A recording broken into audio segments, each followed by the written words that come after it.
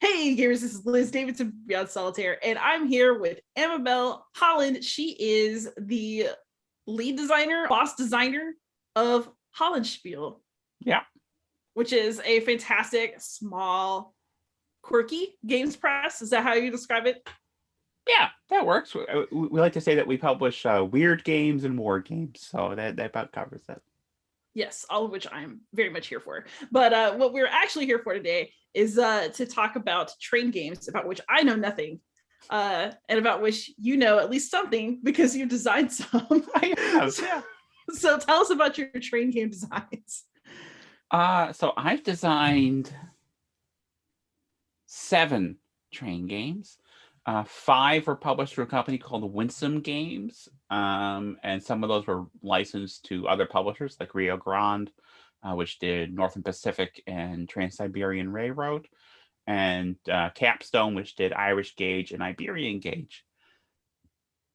And those probably the 2 gauges are my most popular best-selling games.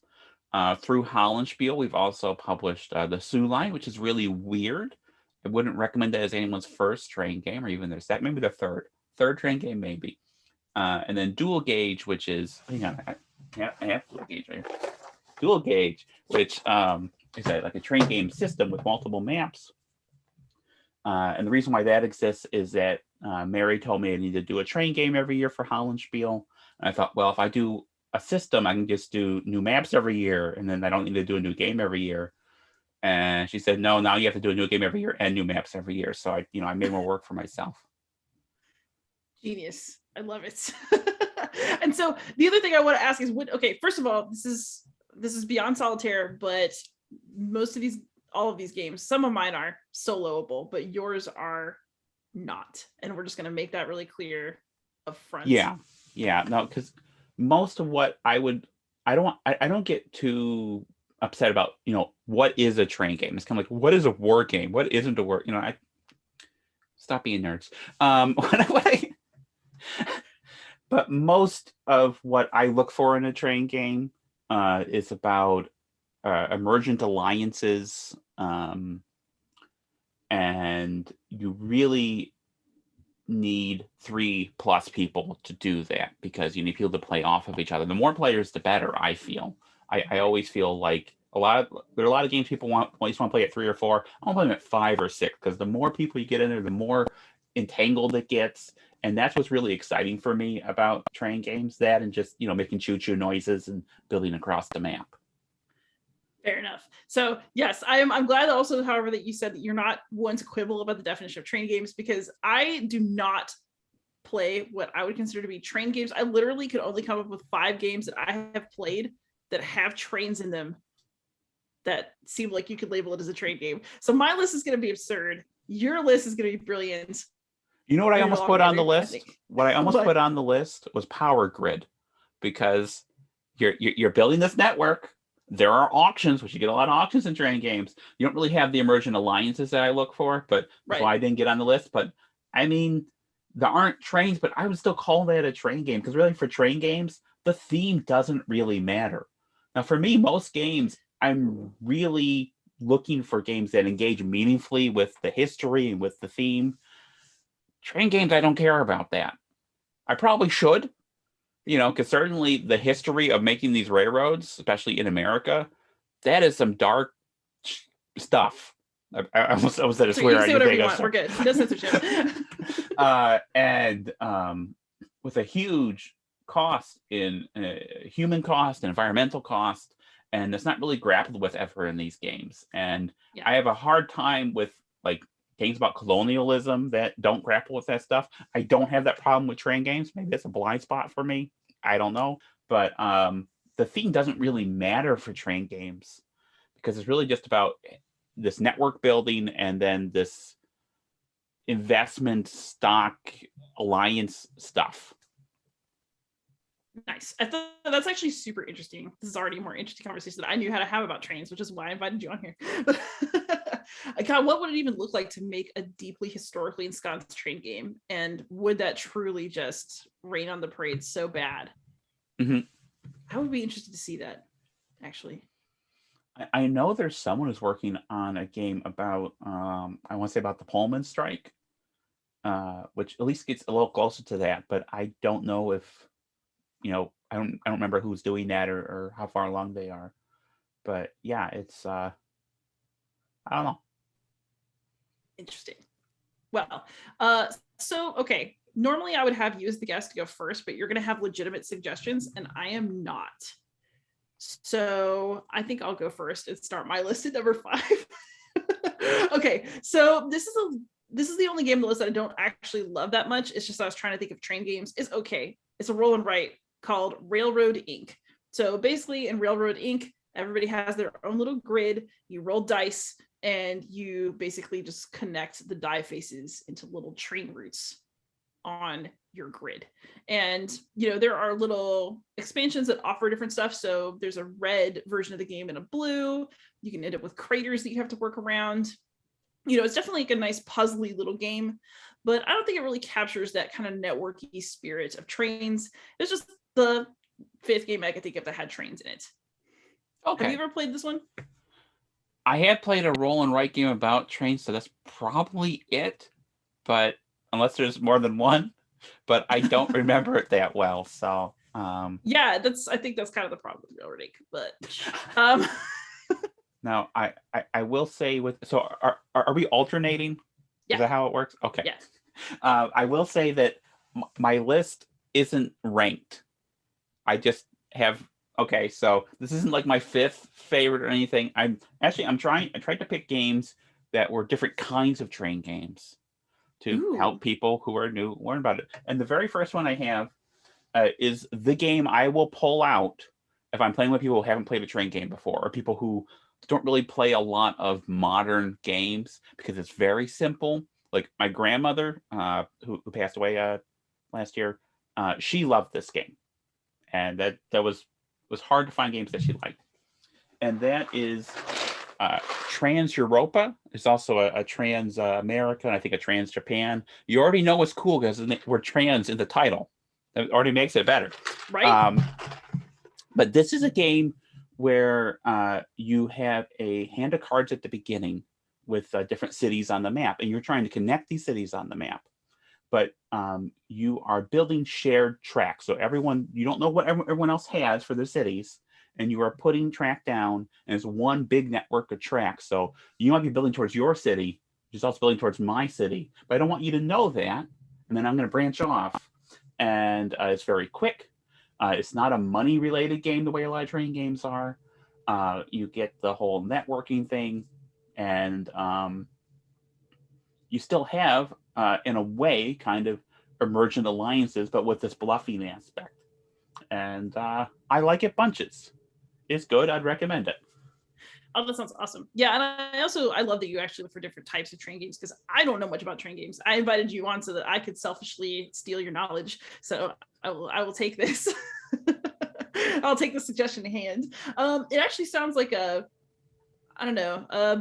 maybe a more gamer version of what I'm bringing up, which is Ticket to Ride. You know what? I know that I feel like Ticket to Ride is one of those ones that some people kind of feel is stale, but you know what? It's got staying power. I would consider it still a classic game. The app is actually really good too, so I can even play it by myself occasionally if I want to. But Ticket to Ride has a special place in my heart, because when I was first getting back into board gaming in grad school, I played Magic the Gathering, I played Catan, and then the next game on top of that was Ticket to Ride. And at the time, that was the most exciting thing. And I love that it's a game, again, right, of trying to build routes. You don't necessarily want people to know where you're trying to go. So there's like a little bit of bluffing. There's a little bit of risk, because the more routes you take on, if you don't manage to complete them, you have a bit of a point deficit problem. And, it's a game that I think continues to work and continues to be fun. And also, I don't know, I think what you were talking about with train themes kind of feeling less fraught. I think something like Ticket to Ride, like who at a family gathering, well, I'm sure people have thrown hands over Ticket to Ride, actually, now I think about it. But it started out innocent. Yeah.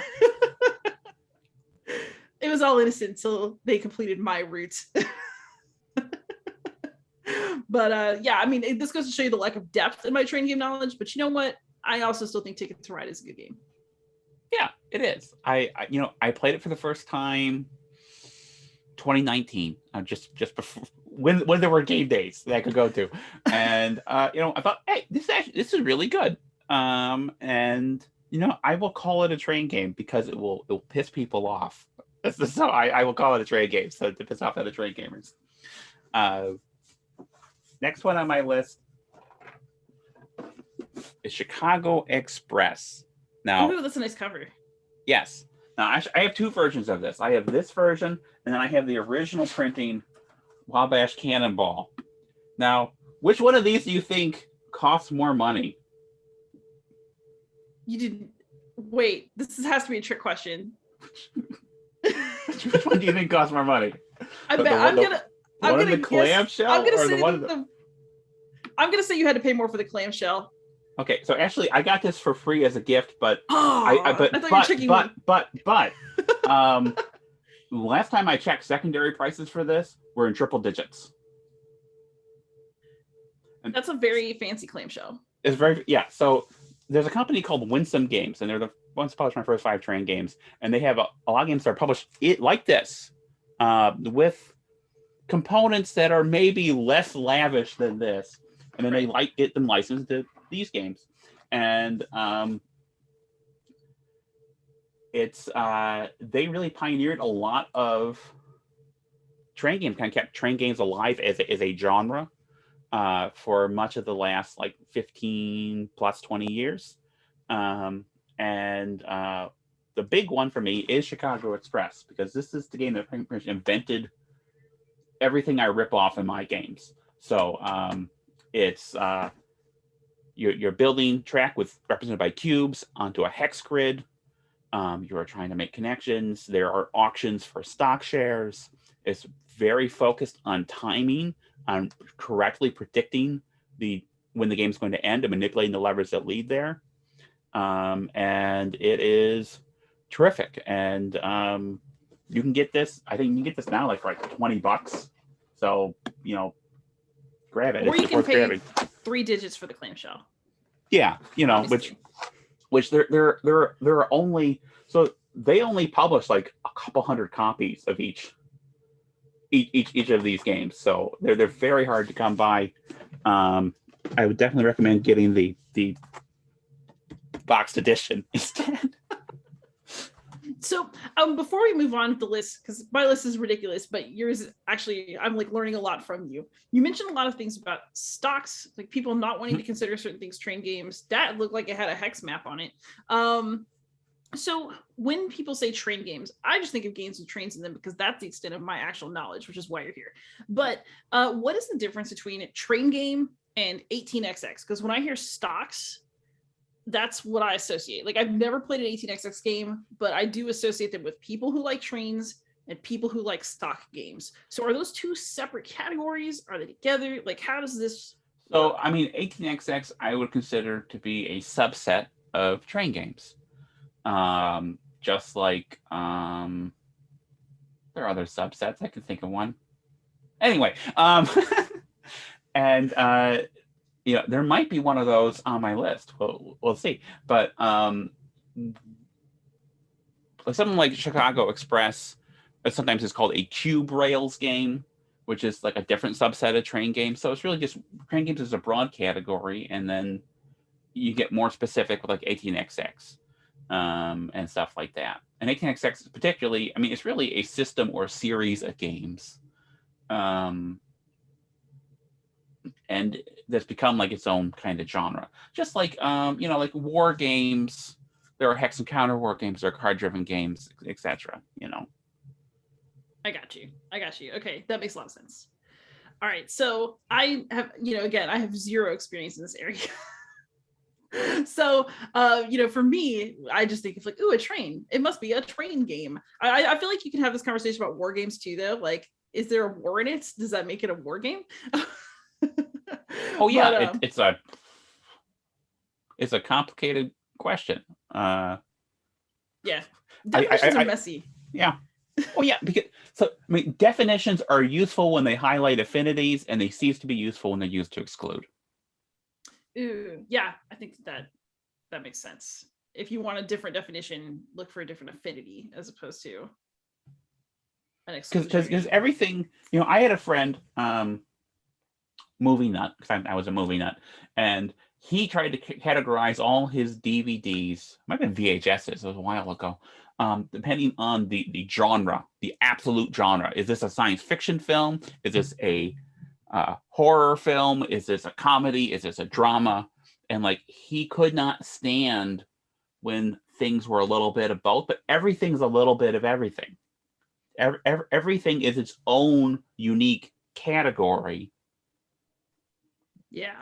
And again, you're just you're not trying to fit it in a box. You're trying to highlight what it shares with other things. Yeah. Yeah, that makes sense. So on that note, my third one on the list is literally just called Trains. And it's a deck builder. I love deck building games. Okay. I actually am so sad that Trains doesn't solo, because whenever I can get a chance to play with other people, I love it. It's about like building bullet trains in Japan, and you just build up your deck and you try to lay track and you try to build stations in big cities. And the complication is that you end up with trash that you have to figure out how to dump. And so, it's actually a really nice deck builder that also plays out on a little map with trains. And I thought it was delightful. I mean, I guess if you don't like the theme, you might not enjoy it. But every time I played Trains, I've had a really, really good time. And, probably it's because I like deck builders in general. Mm-hmm. But if anything was going to make me interested in how traineries work, it would be deck building. So I definitely like the game, and we'll play it whenever offered an opportunity. Cool. Yeah. Have you played it? I mean, I feel like my list is probably just very strange compared to like what you were thinking of. No, it's not strange. I have not played that one. No. I used to play a lot of deck builders, because when I first got into like the hobby and the Euro part of the hobby, deck builders were the thing. I think the first modern game I played was some deck builder about, I don't know, vampires. It was really hot for like a week. But but I mean, I played so many games of Dominion, Eminent Domain as well. So I like deck builders. Just as I've moved more into like war games, there aren't that many war game deck builders. There are some, but there aren't that many. So I haven't played a deck builder in a long time. But it's fun to build decks. I like fitting my deck. So I have like a 5-card deck. I just keep spamming that. That's great. That's wonderful. Yeah, the only war deck builders I can think of. Okay, I guess I would count Undaunted. Okay. So that would be, you have a deck building situation. You're using the cards in the deck to move units on the map. There's 5 war cards that clog it up. I would call that a war game too. Definitely deck builder. And then Time of Crisis. Oh yeah, I have Time of Crisis. Yeah, I played it. I like it. It's good. Yeah. This is the only war deck builders I can think of. Except for I know that there is Liberation Haiti that's in design from Damon Stone from the Zenobia Award. Okay. So that's where you're building up for the Haitian Revolution, and the first half of the game is a deck builder. So I actually really like to try that, because that might be really, really exciting. Yeah. Oh, and it's my turn, right? Okay. Yeah. I was like, what are we? Oh yeah. So the next game I have, it's a game in a series that has very strong devotees. It's long. They're too long, these games. They take too long to play. They're too fiddly. And like the second half really bogs down. So of course, the system I'm talking about is Crayon Rails. And this is the only Crayon Rails game I own, which is India Rails, which I enjoy. So these are games where you are moving goods, and the goods are represented by these little fiddly tiddlywinks, and you are slowly moving them across the map with your train, and you are drawing with crayons onto the map your connections. And I mean, we play, how long? It says it takes 3 hours. last time we played, we were about 4 hours in, and we weren't halfway through yet.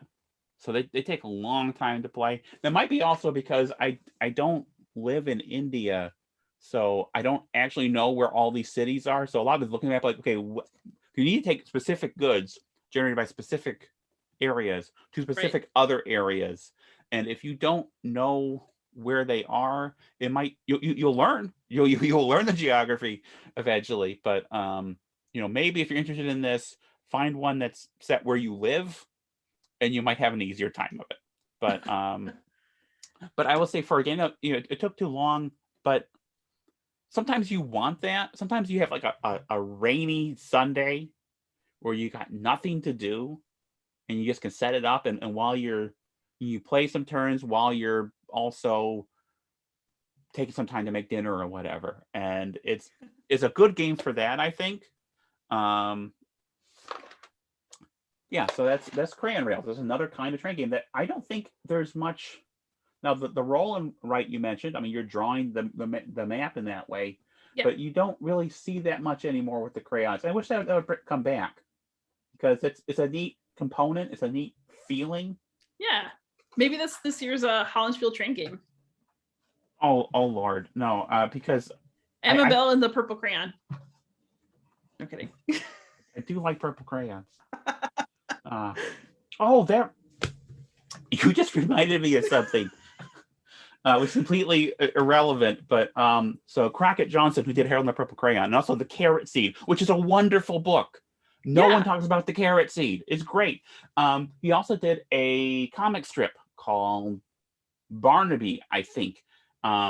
And there's a book of it. I was supposed to buy it for myself, and I forgot. So you've reminded me to buy that. Thank you. I knew I'd be good for something on this video.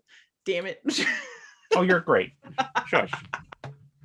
All right. So my number 2 is actually a game I genuinely really love. It is soloable, and it's hard to get in the United States because it's only printed in Germany, and I had to print the rules in English off of Board Game Geek. But it's by our mutual friend David Thompson, and it's Switch and Signal.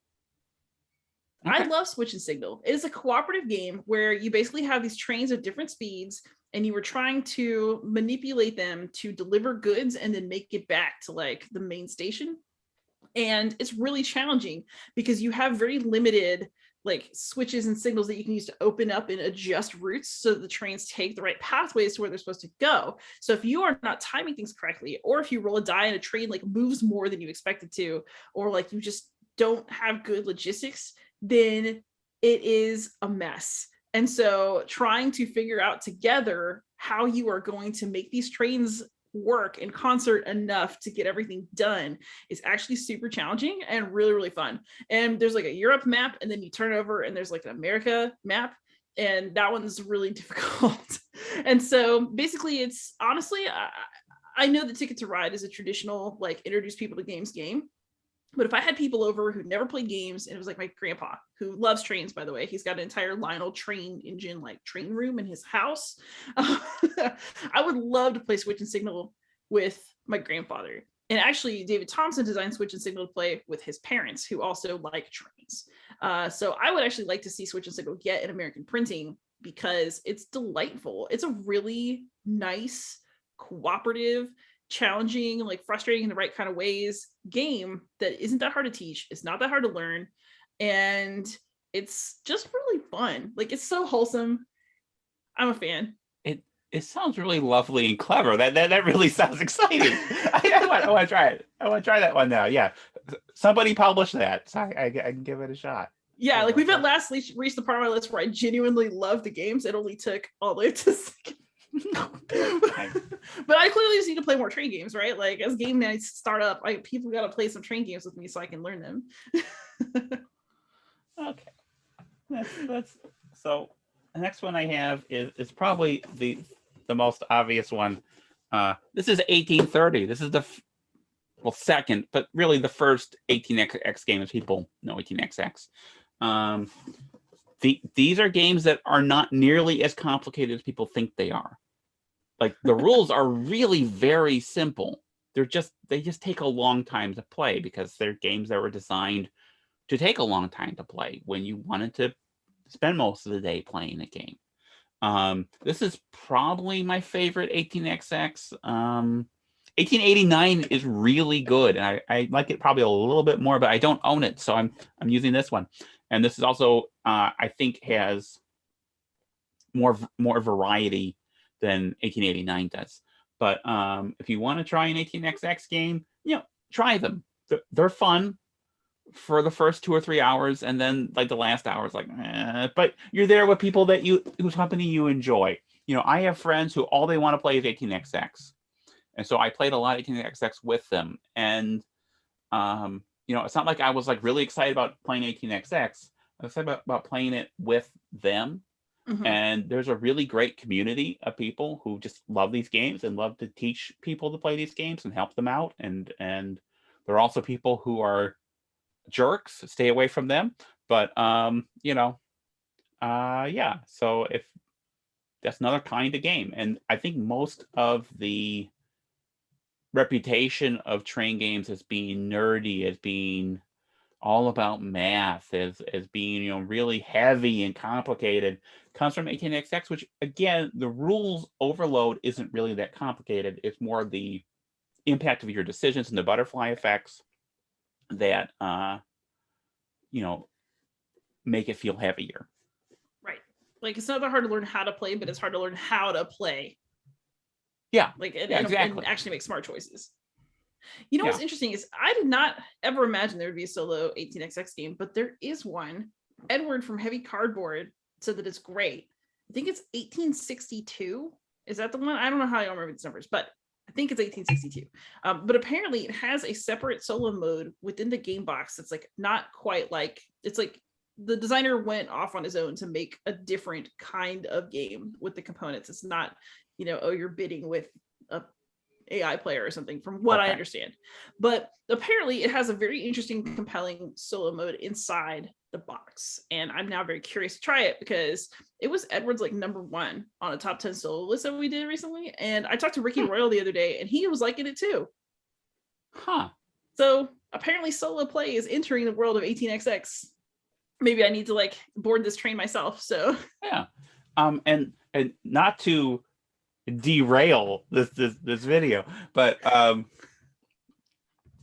would be really interested in talking to you sometime about your thoughts on how people approach solo modes of multiplayer games, because I'm a curmudgeon about it, generally, and I think you probably have a less curmudgeon-y perspective, and I'm really interested in having that conversation. Yes, we should definitely do that at some point, because I think the whole range of solo modes that are available. I if it's good, I'll play it. Period. So I'm open. Although I will say I do have a soft spot for games that are designed just for me as a solo player. Those are really the only ones I like. Whereas like stuff with bots, I don't like bots. I don't like flowcharts. See, I enjoy bots and flowcharts. I actually like them partially as like they teach me game strategy. I'm a better player for them. But I also am amazed by, I think I like them because maybe in another life I would have studied AI or something, if that makes sense. I really enjoy automated opponents and seeing what they're capable of, how much they have to cheat in order to get around you, whether your human smarts are able to overcome them. If it's a good bot, I'm definitely interested. I also think that a lot of people play solo though. The bot is just there to give them a run for their money, so they have to play hard themselves. And it's less about that interactivity with another player, and I think more about wanting to be able to push the game to its limits yourself and then have something to kind of hold you back a little bit. So yeah, that would be an interesting like fuller chat. But I'll say my #1 is, again, it's not a train game in the traditional sense, but it's about trains. It's a great game. It's Snowdonia. Okay. It's a lovely worker placement game where you have laborers that you assign. They do various actions. So you're trying to like lay track and, score points. And then the first person to lay the last track on the way to the top of a mountain with a name in Welsh that I'm not even going to pronounce because I will embarrass everyone, will trigger the end game. And I like it because it has lots of strategic decisions without being that complex of a game. It does solo. And I enjoy like a little bit of weird randomness in my games. And so you have to deal with the weather on this one because it's about Welsh train building. Mhm. And so that means that you're going to have Welsh weather that will come and mess up your adventure. And so, there's a deluxe box now. There's lots of little modules and different, scenarios that you can play. And I just think it's such a nice solo experience. It was one of those ones that was really hard to get for a while. And then there was like a big deluxe Kickstarter reprint, and I was on that like ready to go. And I've had a good experience playing my game each time. And my game group seems to like it too whenever it comes out. So yeah, Snowdonia for me. Okay. I mean, I think it's a train game because it's got trains in it, but Yeah, no, it counts. It counts. I like it. So the last thing on my list, not last but not least, and so a couple disclaimers. This is a game designed by a friend of mine. And it's a game I have a financial stake in, though right now it's out of print. So I'm not like here to say buy this game. Okay. But it is Western Rails by my friend Travis D. Hill. all right. And I like this game a lot. It's one of my favorite new train games. And it feels very much like a train game that would have been designed like in 2010. And that's not me, digging it at all.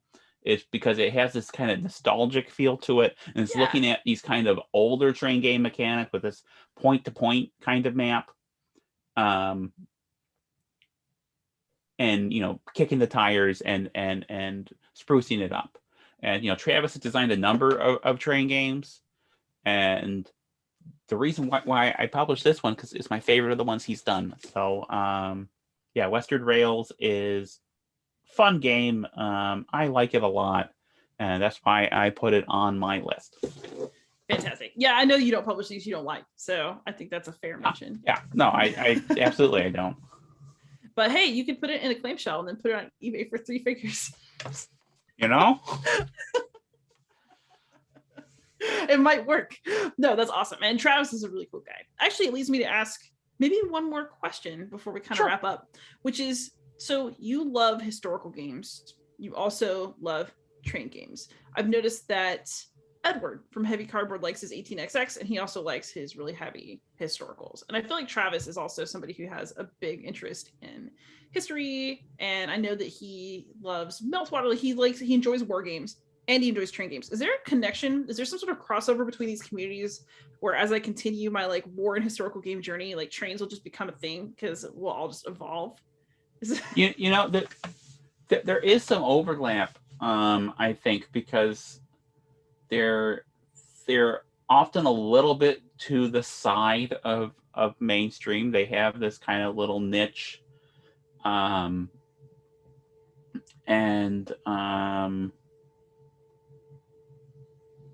think that's probably just it. I mean, Travis, in the pre-pandemic times, he and his buddy Marcus had a little like private small convention that was specifically themed around train games and war games. And that's what I got to go to the two of them, and that's what we did. We played train games and war games. There is one train game that is also a war game. Published by Winsome Games. It has not been reprinted, so you're not going to be able to find it, I don't think. But it comes in a clamshell. It is called Panzer Zug. And this is a game in which you are bomber pilots bombing German railways during World War II and trying to damage the German war effort. And it is completely random. It's not really a good game. But if you play it with people who are drinking, I've never touched alcohol in my life. You think it'd make me easier for me to win, but it doesn't. But you're playing with people who are drinking, and it's too long for what it is. But if it was shorter, it wouldn't be fun. It's a silly, very dice rolly kind of experience. But there are trains in it. It's published by Winsome. I would call that a train game. Yes, let's go for it. I was kind of hoping that you meant it was going to be about like war trains. Jousting, something like colliding along the rail. That could work too. because why not? We can do whatever we want. Amabel, I want to thank you so much for coming on here. Also, I know you've just had your annual Holland sale, but is there any announcements you want to make about your publishing house before I let you go? Not that, I mean, we have more games coming out next year. We do every year. First game next year will probably be Islet, which is a gameplay with shoelaces. I'm pretty excited about that one. I'm really excited about that. And yeah, that's what I have to say. Yeah, the game's coming out next year. There'll be a new train game next year. Should Fantastic. be. Dinosaur Gauge. What? Really? Yes, really. Yes, it's a real game. That's so cool. Mary's my co-designer, and it is about building railways during the dinosaur era in North America. You have the Western Interior Seaway, and it starts on the map, and then you place tiles, and it shrinks, and then you're building through territory as it shrinks, and you're transitioning from shipping companies run by dinosaurs to trains run by dinosaurs. There also might be air travel ran by dinosaurs, and it's a pick up and devour game with a stomp market. And what else? And because the dinosaurs are more advanced than we are, they have UBI. So I'm excited about that one. That's the train game for next year, and it's going to be fun, and there are going to be dinosaurs. So, I mean, now that you told me about this, I'm excited too. That sounds amazing. That just sounds like a really good time, as was this. So if y'all want to go check out Amabel's blog, she writes design notes very often. If you want to go check out Holland, it'll be in the show notes. Amabel, thank you so much for coming on. This is awesome. Thank you. This is great. Always good to see you. And it's always good to see everybody out there. Leave us a like, a comment, tell us what your favorite train games are. But most of all, happy gaming.